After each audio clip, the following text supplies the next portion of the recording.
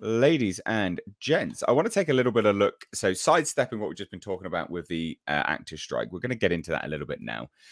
And it's comments from individuals in the industry, right? So, Hayley Atwell, God love her, is an industry on its knees, she says. But not only that, so we're going to look at these two articles combined.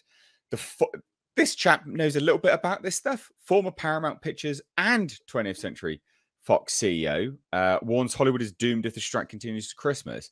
And he actually outlines exactly why. And it is interesting. So I think there's a few things to factor in here. So, before we sort of get to it, for all intents and purposes, the main things people are striking over is AI. And it's quite comical when you look at it and you think about it, because the longer this strike goes on for, the higher the potential chance the studios will have to use AI as a cost-cutting method because they won't have any money. And that's essentially what he was saying, or not saying, but he was saying that they're going to be bankrupt. So he says this. He was on CBS's Face the Nation. Again, former studio CEO, so he does know his stuff. Says, what do you think the impact? Yeah, what do you think the impact will be, and how long will these strikes last? He was asked. And he said, well, the problem with this particular all strikes get settled, the issue for this one is when, because you have almost a perfect storm, which is you had COVID, which sent people home to watch streaming and television and killed theaters. You've had the results of huge investments in streaming, which have produced all these losses for all these companies, which are now kind of retrenching, which we've covered here on this show a lot. So at this moment, this kind of perfect storm, it's okay if it gets settled in the next month, but I'll posit what happens if it doesn't. And there doesn't seem to be enough trust and energy to get it settled soon. So he's basically saying, if it gets settled in a month, yeah, it's fine. It's not going to get settled in a month, and they're fucked. So he says this. What will happen is, if in fact it doesn't get settled to Christmas or so, then next year, there's not going to be many programs for anybody to watch. So you're going to see subscriptions get pulled, which is going to reduce the revenue of all these movie companies, television companies. The result of which is that there will be no programs. And at that, and at just the time the strike is settled, that you want to gear back up, i.e. start productions again, there will be no money. Done. Which is true. And he says, so this actually will have a devastating effect if it is not settled soon. And the problem with settlement in this case is there's no trust between the parties. There are existential issues, obviously, AI, which I think is just overhyped to death in terms of the worries that actors and writers are going to be replaced rather than assisted, which is what I think will happen. Which, if that's the case and they're going to be assisted, then just write it into the contract that it's just assistance. It's pretty easily done. That's how you factor in trust. But the problem is, and what he's saying there, is at the end of the day, you have this with no money, and that is when AI will actually replace stuff because they will have to. But he continues further. He says, there's no trust. You have the Actors Union saying, how dare these 10 people who run these companies earn all this money and won't pay us? Well, if you look at it on the other side, the top 10 actors get paid more than the top 10 executives. I'm not saying either is right, actually. Everybody's probably overpaid at the top end. The one idea I had is to say, as a good faith measure, both the executives and the most paid actors should take a 25% pay cut to try and narrow the difference between those who get highly paid and those who don't. So there's that. And then they talk about a September 1st deadline, etc., etc. But the other thing here, just to sort of round out the thoughts, Hayley Atwell, she chimed in here and said, there is an illusion that if you are seen on telly, then you're fine. But for most people, that's not the case. This is not an industry that is thriving. It's an industry on its knees. And that's not someone who is a nobody. That's Hayley Atwell. So, guys, I've rambled for a very, very long time. I do apologize, but I wanted to get the information out there. The stream is titled Hollywood is Burning. This is part of it. It is absolutely on fire, and it is burning. And they're literally burning money. The actors are striking to the point where they are going to be replaced by AI, same as the writers. They are striking to a position where if the studios don't bow to it, they will have no money and they will have to utilize AI. What do we think? Thoughts? Let's go. Culture Casino, you want to say stuff? I do. First of all, this isn't the first time that Barry has come out. Barry Diller, who ICA, He's the guy's a a billionaire. very Yeah, funny. yeah, but he's very direct. He's honest. He knows what he's of what of he's which like an Ike Perlmutter. Yeah, exactly. Yeah, or that other guy, that Carl Icahn guy, right? He doesn't pull any punches. He's going to tell you what he thinks, and 99 times out of 100 he's right. And in this case, he's right. If they creep into, let's say, October, November, Hollywood's done. I mean, and I know that sounds like hyperbole. It really does, right? You couldn't possibly imagine entertainment going away, but Disney's not going to have anything to put on its streaming service other than its old stuff. Right, which will be great for me and people who they're like 13 billion in down the hole with Disney Plus anyway, aren't they? Yeah, more actually. After this next quarter, I think they're going to add another billion to that deficit. But then you look at all these other entities. Netflix is going to have whatever people lease them, right? Plus anything they acquire internationally. International is still going to have a field day, so you'll get more Korean horror. You'll get more stuff coming out of other countries, other markets that make great stuff. So, okay, I'll watch that, but Hollywood as an entity, because, they're so narrow-minded and shallow, they're very shallow people. They're going to be taking the brunt of this. And the problem is, and this is something that Barry addressed also in that interview, is that it takes everybody else with it. Anybody else that's tied to that industry, it's going to take them with it. Now, theaters, many will survive. Not all. But many will survive because they'll just pivot to other things. They'll go to older films. They'll find, they'll bring in gaming tournaments, all kinds of other stuff you can do in that space. But what you can't do is bring in new content from a Hollywood studio because it just won't be any. We had a shutdown. He's right. The COVID thing, it was very detrimental to Hollywood overall. And we've been bearing the brunt of material that has been, at this point, in cases, 6 years old. Right, we're seeing stuff that was made so long ago, and we're going to see Aquaman's going to get pushed maybe another several months. So that'll be 6 years we've been waiting on that movie. So it's just the farther away we get from when these things are made, the more relevant they will not be. They'll be irrelevant because they were all unfortunately tied to Orange Man Bad. Orange Man Bad isn't a thing anymore. Okay, and this is the problem. You the minute you tie it to something with immediacy, you will it'll make it irrelevant very quickly. It has the staying power of a bad piece of chocolate cake, and if you don't eat that thing in 3 days, it's stale and hard and inedible. And that's what's happening with a lot of this material. So there are many factors here, but Diller's 100% right. And I think your assessment with the title of the stream was accurate. They're on fire. They're not making money. Barbie notwithstanding, and perhaps Mario, and maybe in the end, Mission Impossible, although I'm having less hope for that at the moment. But this is not going to be a year they're going to go back at and go, this was one of the best years in cinema history. No. Oh, my God, no. It's 2018. 2018 is still the best year in cinema history, and 2019 is the second best. And that's it. And I think as well, so you've got to remember, because loads of people are like, yeah, let it burn, blah, blah, blah. Sure, fine. The main people that you hold contempt for, absolutely, yeah, let it burn. But this is one of the biggest exports that America has. That's important to consider. It's a huge industry, and it facilitates an awful lot of jobs that you don't see, that you won't, that you won't necessarily think of when you say, yeah, let it burn. And these people don't earn a living wage. They don't earn enough to just be alive, and they have other jobs as well. And these people can't actually pivot, because I said this in one of my other videos, is that because a lot of people are like, yeah, great, loads of indie films are going to come up. Yeah, sure. But they still going to have the same problem where they won't have a living wage, because indie films can't pay enough either, right? Like an indie film isn't going to pay these people any more money.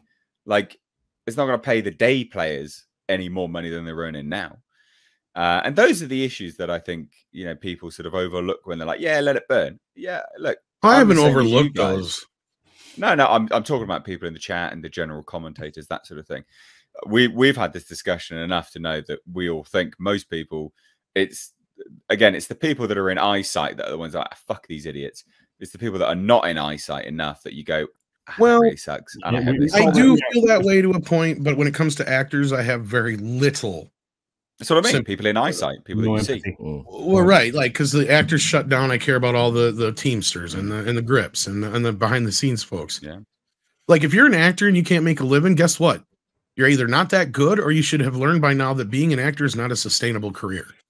So, yeah, but you also got set designers, you've got hair and makeup, you've got electricians. There's so many people that are on board, right? Like, I also look at it as that the actors are the reasons that these budgets are so damn high. And I mean, yes, of course, it's the top 10% of those actors or whatever, but still. But that's and I don't see The Rock. So good. Yeah, but I don't see The Rock going, oh, I'm making $50 million for this movie. That's too much. Here, I'm going to give $30 million of that to the rest of the cast. They don't do that. No, none of of course them. they don't. No, I agree with that. But they should. The only exceptions is like Keanu Reeves and Tom Cruise. That's it.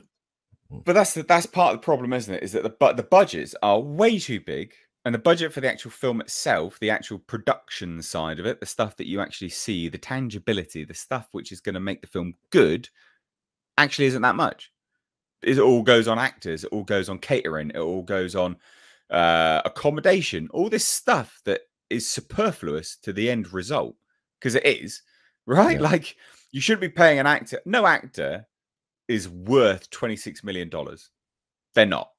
No one's time for 12 weeks average principal photography time. No one's time is worth $26 million. If they are inseparable from their character, I think you're going to have a hard time paying them less. An example would be Johnny Depp as Captain Jack Sparrow, right? You're not going to get another Captain Jack Sparrow. It's the same problem. Any more Jack Sparrows then? But for the studio, the upside is this is going to make far more. No, it's the potential to make money. That's they true. were going downhill as well, remember? So they're paying out insane sums of money for the potential to make money. It's never a guarantee. And you look at Transformers, for instance. Transformers, that was a dying brand. All these brands, these people, they outstay their welcome even in the character, right? And don't get me wrong, I tracked and followed the Johnny Depp trial, so I'm not trying to shit on Johnny Depp. But the problem is like a lot of people forget is that these individuals outstay their welcome as that character anyway. None of these actors are worth that amount of money. Like, I'm sorry. No, because I like Johnny Depp just as much as the next guy, but $26 million. There's no reason he should be getting. Well, he got like what, $90 million it was for like the fourth Pirates movie, and that's insane. Like, I cannot understand in a world where people like The Rock or anybody for that matter thinks that them being in a movie is worth $50 million unless you get it on the back end, right? Yeah. Like, you make a good deal like Jack Nicholson did with Batman. Sure, you're going to make $100+ million off a movie, and you earned it because you took the risk in the openings, in the opening salvo when you said, all right, I'm going to do this for less than what I normally do because you're using my name to bank on it. That's fine. That's one argument to be made, but I'm sorry. There is not one star alive today that I can say is worth that kind of money. Not even Tom Cruise, not even The Rock, not anybody is worth any of that kind of money. See, and I would suggest that what you're talking about by giving them a back end or whatever, or first dollar deal in the situation where they feel they need to be paid more and you want them to be paid accordingly. I think that they should be able to go back to those in those rare circumstances. But Hollywood's moving away from first dollar deals from back end because they haven't seen a lot of profit out of a lot of things that should have been very profitable. Yeah. In the words of the worst president in U.S. history, here's the deal, guys. Here's the deal.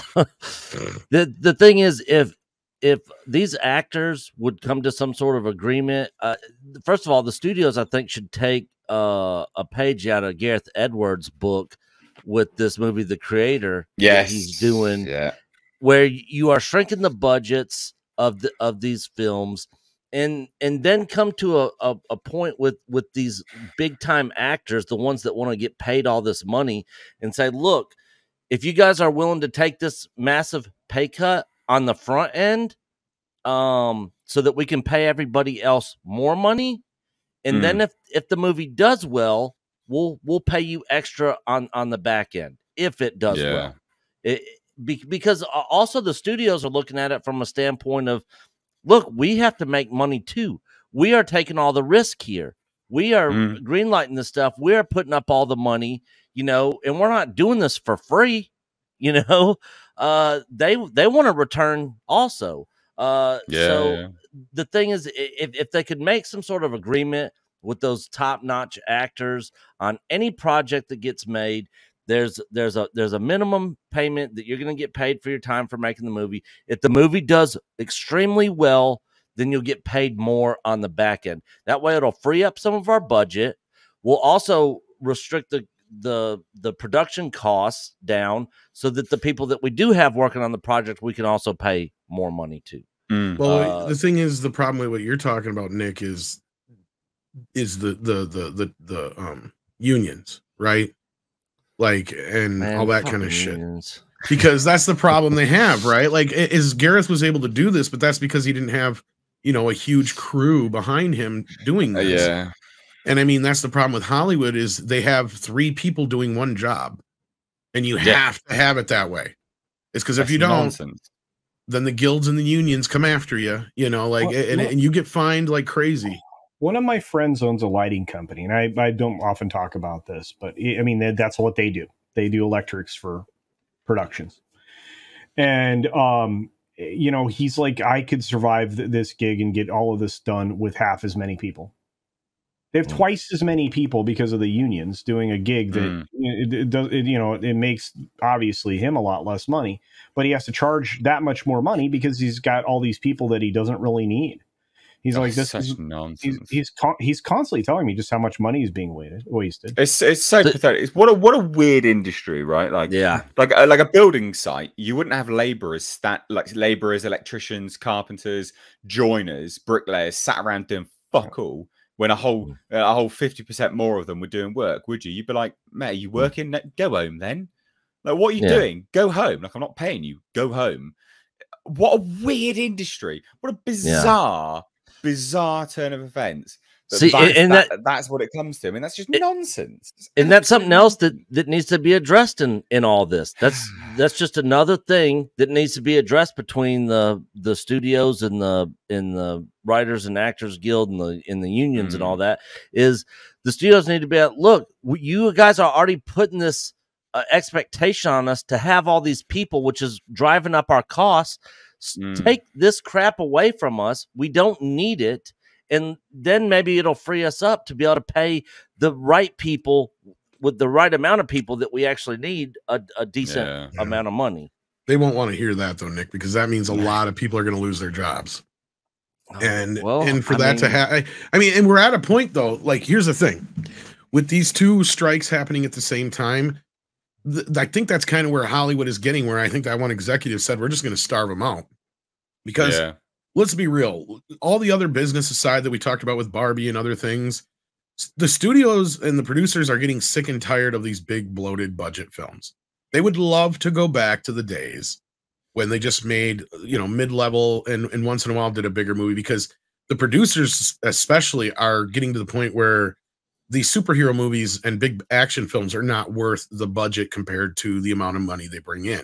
Because when you have to make over $1 billion for a movie. I mean, we were just sitting here debating earlier about how much of a, you know, even though Barbie had this great opening, you know, we all couldn't agree that it could hit $1 billion. That's a problem. And $1 billion now is like the new $100 million was for years in Hollywood. Because that used to be kind of the standard, you know, your budget, the way most Hollywood films were budgeted, unless it was like Terminator 2 or something like that.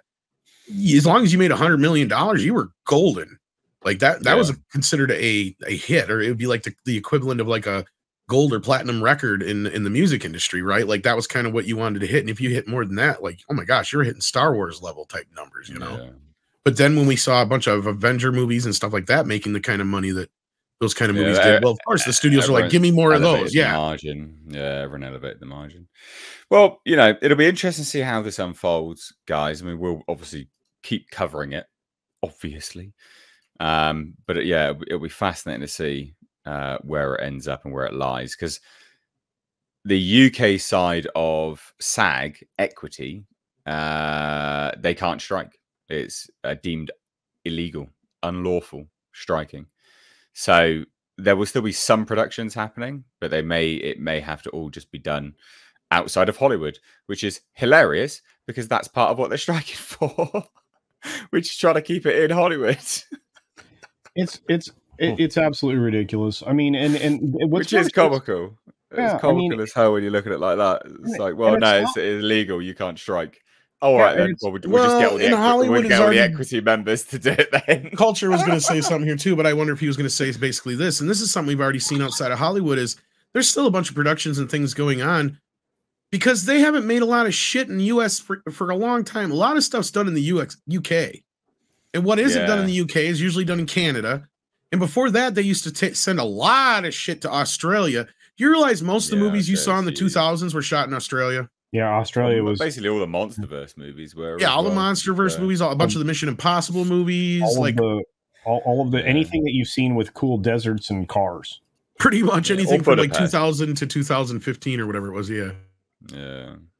Oh, it's fascinating. It's very, very interesting. So those are their own guilds, is my point. So like they can continue to work. It's just the stuff in the US that's going to suffer mainly. Yeah. Well, that is right. It is the stuff in the US that will struggle because the other areas of the world, it doesn't affect them and they can just keep going. So